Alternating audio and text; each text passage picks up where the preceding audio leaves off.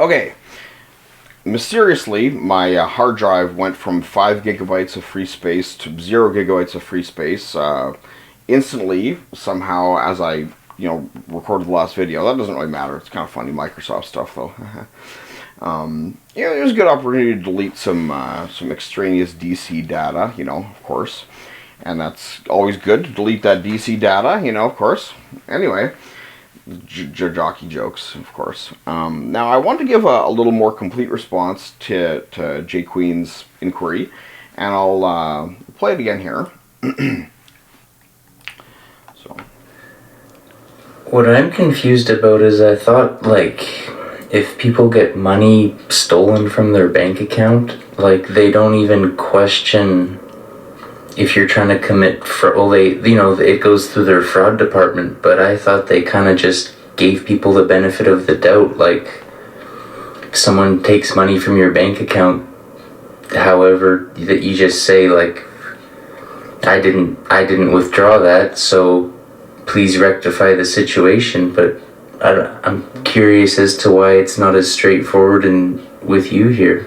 Yeah, and I don't really get that either. Now, I'll kind of talk about my history of this sort of thing. I never had financial issues in my life, really. I mean, I did in the way that kind of were normal, like living paycheck to paycheck and, being underemployed and that kind of thing. But, I was always able to sort of, really maintain my finances quite reasonably and even have, cash on hand and stuff like that and blah, blah, blah. Now, in May 2020, June 2020, after a long discussion with an agent in the Pacific, I ordered a significant passive array, a three-way system with 15 woofers and stuff, 15-inch woofers and stuff like that, and it was really good. We collaborated on the design. And it was based on really, my mentor Barry collaborated on, he consulted on it. He didn't really collaborate, but he noted that it was a type of system unusual a bit, and there was quite a bit of excitement about the system too, to be honest. Now, I wasn't really going to pull the trigger, but the agent said, oh, this is just like Amazon, you pay the money and then it shows up at your door. It wasn't like that, of course, because, I pay the money, then they have to actually, design and build it or whatever, because, we collaborated on it, they provide, they have to, actually make this stuff. It took them months to make it or whatever. It was a long process, and then, I do pay, I paid them $2,500 or $2,000 or whatever, and then, the array shows up in the port in Vancouver, right? And that's, and the guy said it shows up right to your door, and I understand that, hey, moving this thing from Vancouver to my house, I don't even have an agent in Vancouver. There's no one's going to pick it up from the port. He's saying you got to go pick it up from the port. There are, extreme port fees going on here.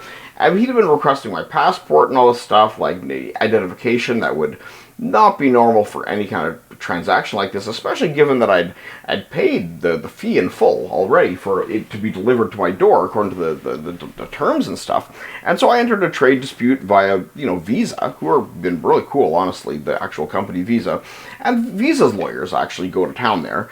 And they win, of course. I get my money back right away. Because the guy just said, it'll show up to your door. It freaking doesn't. There's no product. Sitting on the port in Vancouver, what did I know? I'm not out there, And so that was one thing. And in that case, that was a trade dispute, regarding a transaction I was fully aware of, right? I'm fully aware because I made it myself. And I stated, hey, I didn't receive the product and this kind of thing.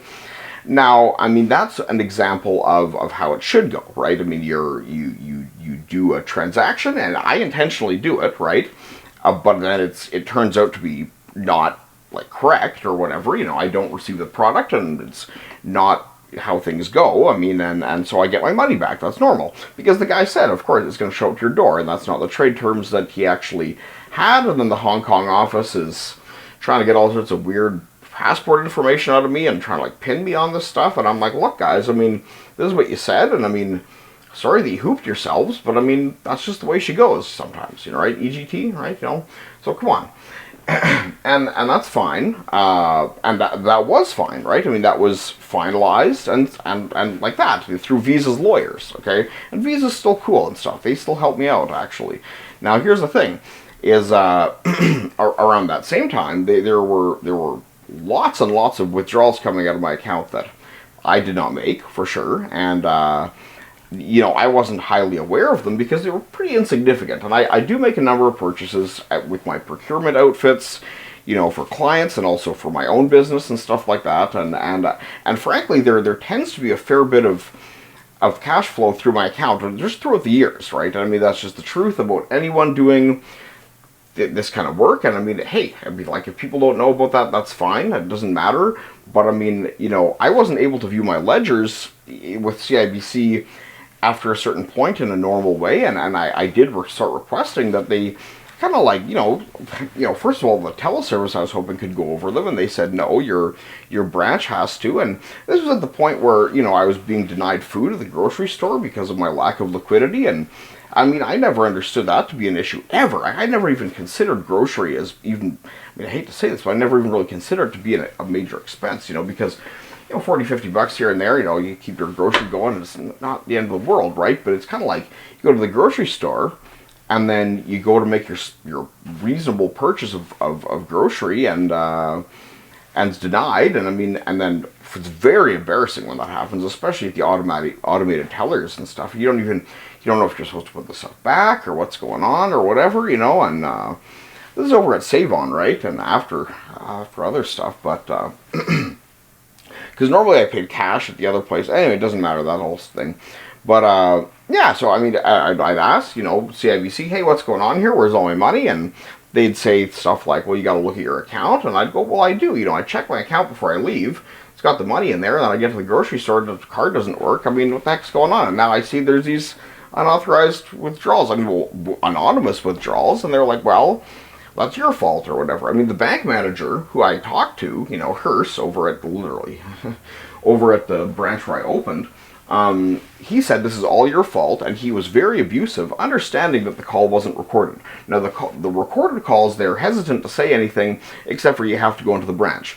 Now, the branch, they appear to have deleted all the financial records, and I have them. I have these records, and they show a very, very disturbing picture of huge amounts of anonymous withdrawals via various methods, okay? So one of them is like, first name basis, e-transfer, where that e-transfer contact isn't saved canonically. And the thing is, I don't delete e-transfer contacts. I never do. But people think to delete them after they do their e-transfer to themselves using my account or whatever. And I mean, CIBC says they have the best fraud detection mechanism in the whole industry, and I believe them, right? I do believe them about that.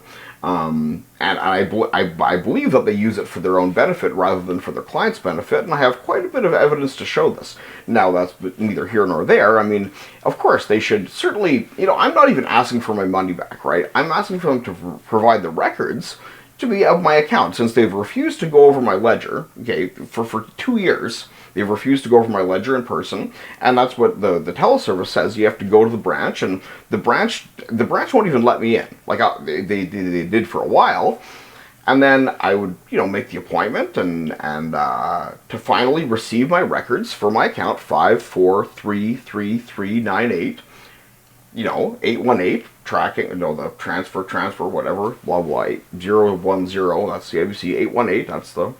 And that's the other branch, blah, blah, blah. But the thing is that a predatory loan issued, blah, blah, blah, which I never had any problem paying, 140 bucks a month, no problem, even though I understood it to be a line of credit, but whatever, hey, guess what? Locked, whatever, who cares? I mean, they can ask for whatever they want, but then the principal executive stating to me, after I've been defrauded all this money, that CIBC will actually steal my money when I try to make payments to Visa via their mechanism. I mean, that's just over the top for me, because my Visa account never had any problems. It was always a good Visa account. It never had any activity like that, but the checking account really had, I have the records of a couple years of it, and it shows, like, Just insanity, absolute insanity. Like really, like sometimes thousands of dollars a day going out on anonymous withdrawals that I don't have connected to anything in my records. Okay, and so I'm trying to talk to the bank officials about this for like really more than a year now, 1.56 years. Since I made my initial fraud claim and initial request for investigation. No, this isn't a drill. This is real. This is real, and this is. I know a number of people who have said, yeah, all my wealth got stolen, and now I have to sweat in a kitchen for 8-10 hours a day. I have no labor rights, and I have to go pay cash to some weird guy Joe or whoever at the Cash Mart every week, $1,000 in cash, or who knows, whatever amount in cash they have to pay every week. It's absolute hooey. What's going on? I don't even really know because no one can talk to me due to a conflict of interest province-wide. It's pretty weird stuff, eh? That's all true, though. It's all true, and I will attest to it in court if necessary.